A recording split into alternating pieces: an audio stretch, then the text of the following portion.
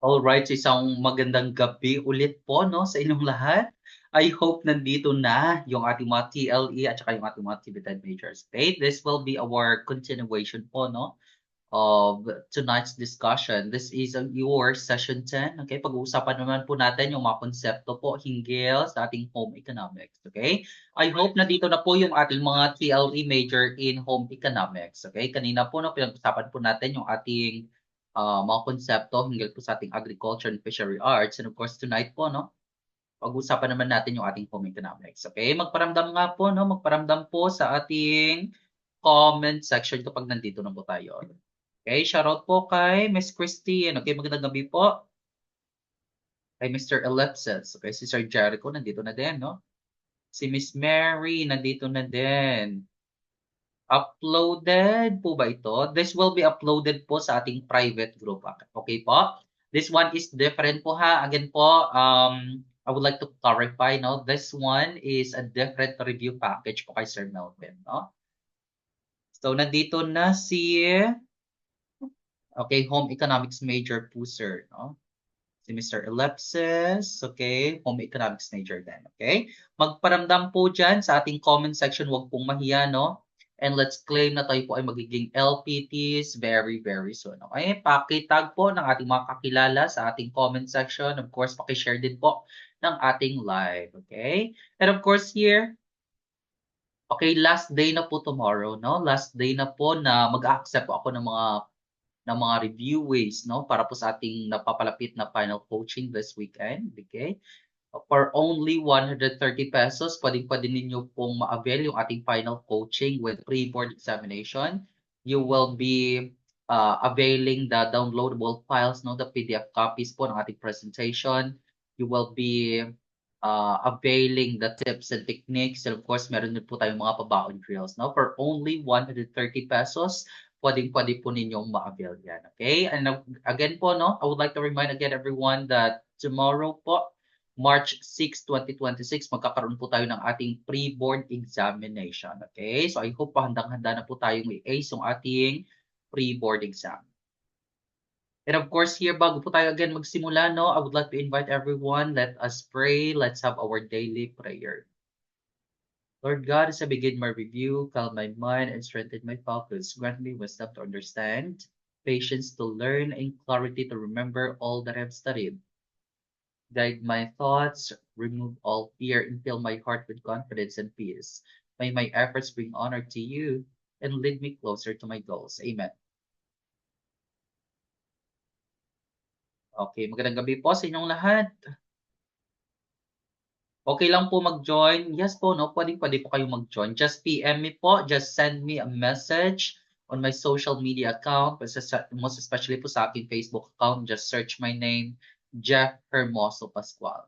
Okay? Kung gusto niyo pong mag-avail para sa ating final coaching and of course, ng ating pre-board examination. Okay? Handa na po ba ang lahat? Kapag handa na po tayo, no, pakilapag po sa ating comment section. Ready na. Again, kapag handa na po tayo makipagbardagulan at ace yung ating napapalapit na licensure examination for professional teachers, paki-comment po, ready na sa ating comment section. Okay, paki-include na lang din po ng inyong mga location, okay? Kung saan po kayo nanonood ngayon para may free shoutout po kayo sa akin, okay? O sige po, pakilapag po, ready na with your location, okay? Saan po kayo nanonood ngayon, no?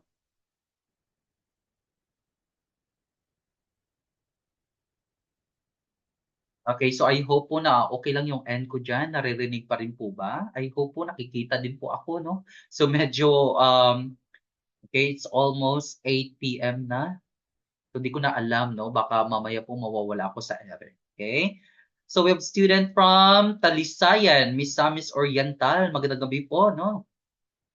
What about the others? Saan po ba kayo nanonood ngayon? O, sige, wag pong mahiyang maglapag dyan, no, sa ating comment section. Okay, we have student from Isabela. Okay, shoutout po kay Sir Frederick, no? Watching from Cebu. Okay, we have here Iyase. Okay, Miss Iyase ba ito? Okay, watching from Tayabas, Quezon. Okay, shoutout po kay Miss Winnie. Okay, watching from Davao del Sur. Okay, from Pampanga. Okay, wag pong mahiyang maglapag dyan ng inyong mga locations, no? And of course, here, it seems like everyone is ready. Wag na po nating patagalin, no? Let's begin our discussion tonight with item number 1. Okay, your question here. Pakilapag po ng ating item number with your correct choice. Okay, item number 1. Which type of cleaning agent is used to kill microorganisms and surfaces like bathroom floors? Is it A, abrasives, letter B, degreasers, letter C, disinfectants, or letter D, detergents? What is your choice? Item number 1. Again, we are talking about a cleaning agent, no, that is used to kill microorganisms in surfaces like bathroom floors. Is that A, abrasives, letter B, degreaser, letter C, disinfectants, or letter D, detergents? What is your choice? Watching from Source to Gone. Okay, shout out po kay Miss Janine. Watching from Malolos, Bulacan, no? Shout out din po kay Miss Eunice. Okay, from General Santos, Mr. Ellipsis. From Agusan del Sur, kay Miss Irish, no? Shoutout po. Kay Miss Mary Grace from Ibaan, Batangas. Okay, we have student from Bacolod City. Okay, magkatabi lang po tayo, no? Magkapit-bahay lang po. Lang po tayo, Miss Ray. Okay, so I'm residing here in, saan ba dito? Sa Talisay po, no? Katabi lang po yung Bacolod at saka yung Talisay City. Okay, watching from Antique. Okay, shoutout po kay Sir Peter. O sige, item number 1, no? What type of cleaning agent is used to kill microorganisms and surfaces like bathroom floors? Is it A, abrasives, letter B, degreasers, letter C, disinfectants, or letter D, detergents? What is your choice? I-upload po ba ito dito sa YouTube? After couple of hours po, mawawala po ito sa YouTube, no? So, kung gusto nyo pong ma-access yung mga previous nating discussions, and of course, pwede po ninyong balikan yung ating discussion tonight, pwede po kayong magpa-member, no, sa ating regular membership that is only 200 pesos, okay? So, watching from Iloilo, okay, shoutout po kay Miss Crystal. Oh, sige. Of course, kapag ganito po yung mga tanungan no, na na-encounter po natin sa actual board examination, yung tupak na choice natin dito would be, this is letter C, no? Yan po yung ating disinfectants na tinatawag. Okay? Tanda lamang po natin, ha? Kapag sinabi po nating disinfectants, of course, ito po yung ating chemical cleaning agents, no? Specifically designed to kill or destroy harmful microorganisms, katulad po ng mga bacteria, viruses, and fungi in surfaces. Okay? Yan po yung ating disinfectants na tinatawag. Kapag abrasives po, of course, ito po yung mga halimbawa ng ating mga cleaning agents no, used to scrub and remove stubborn dirt or stains through friction. Okay, yan po yung ating abrasives mismo. Kapag degreasers po, nalaman po natin, of course, ito naman po yung ginagamit natin no, to dissolve and remove grease, oil, and fats from surfaces. Okay, yan po yung ating degreasers. Kapag detergents po, of course, ito lamang po yung ating mga cleaning agents no, na ginagamit po natin to remove dirt and of course, no, and of course, grease by breaking them down. Okay, yan po yung ating detergents. But then we're talking about here a type of cleaning agent no, that we are using to kill microorganisms such as bacteria, viruses, and fungi. That is what we call disinfectants. No? Kaya letter C po, yung ating tupak na choice. Okay, watching from Zamboanga del Sur. No? Shoutout po kay Miss Jenly dito.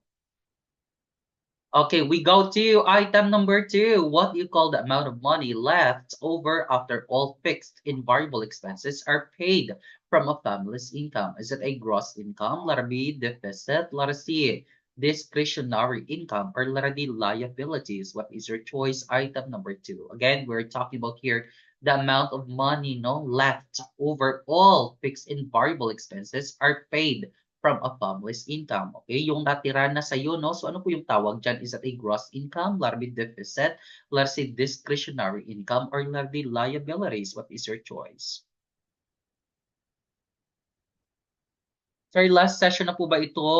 Doon sa inavail po namin na 200 pesos. Yes po, no? This is your uh, last session, okay? But, since kayo po ay mga regular members, you are pwedeng-pwede po ninyong ma-avail yung ating final coaching for free.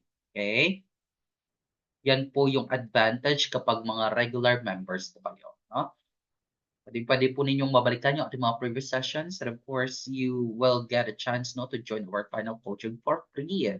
Meron din po tayong mga unlimited drills, no, sa ating mga compiled drills section po, no, or sa ating community chats. Meron din po tayong mga mastery test, no, summative test, okay, pre-board exam, of course, hindi po yun mawawala. Ating mga diagnostic test, no, mid-review assessments, okay, meron din po. So item number 2, what is your choice? I see letter A is gross income. Tupak ba yung ating letter A? Again, we are talking about here the amount of money, no, left over, no, after all fixed and variable expenses are paid. Okay, yung natira na mismo, no? So ano po yung tawag dyan? Is it a gross income, letter B, deficit, letter C, discretionary, or letter D, liabilities? Of course, yung tupak na choice natin dito, no, magligwak, hey po tayo. Kasi yung tupak na choice natin dito would be, this is letter C. Yan po yung ating discretionary income. Okay, now you know. Kasi nga po, pag sinabi po natin discretionary income, tadalaman po natin, of course, it refers to the amount of money, no, remaining after a family has paid all necessary expenses, katulad po ng food, housing, utilities, and other fixed and variable costs. Okay, yung natira na mismo, no, that is what we call discretionary income. Kapag sinabi po kasi natin gross income, makinig po ng mabuti ha, ito po yung total amount of income, no, earned before any deductions or expenses are paid. Okay, yan po yung ating gross income.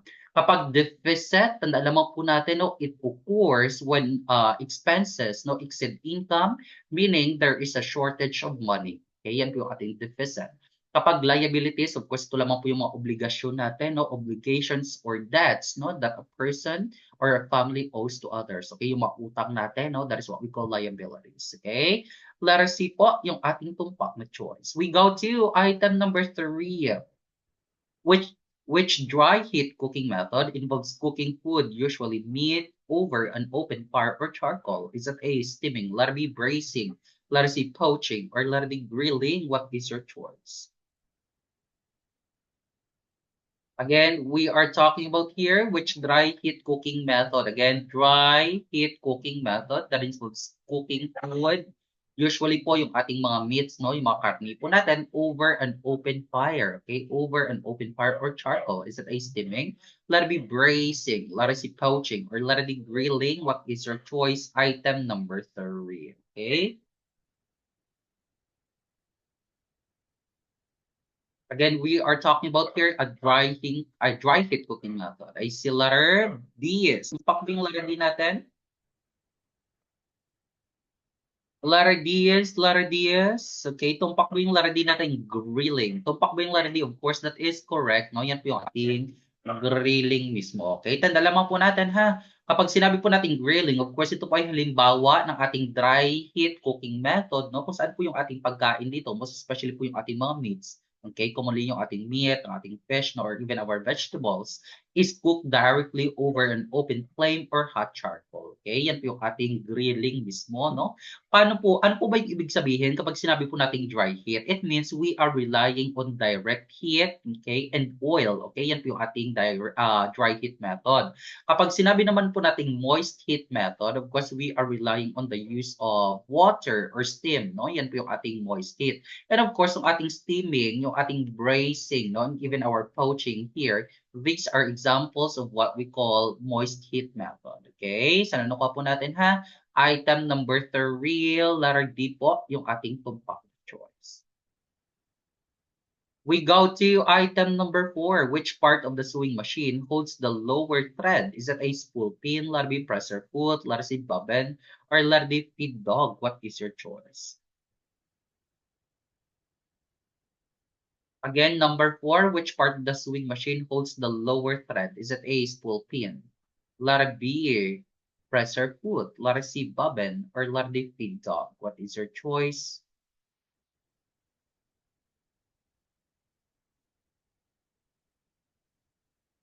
Item number 4.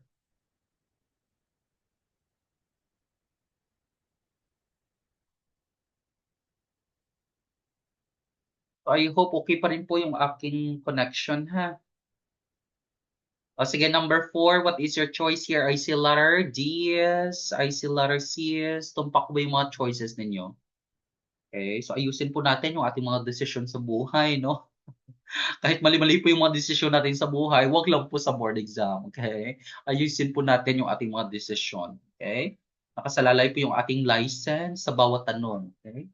So item number 4, which part of the sewing machine holds the lower thread? Okay?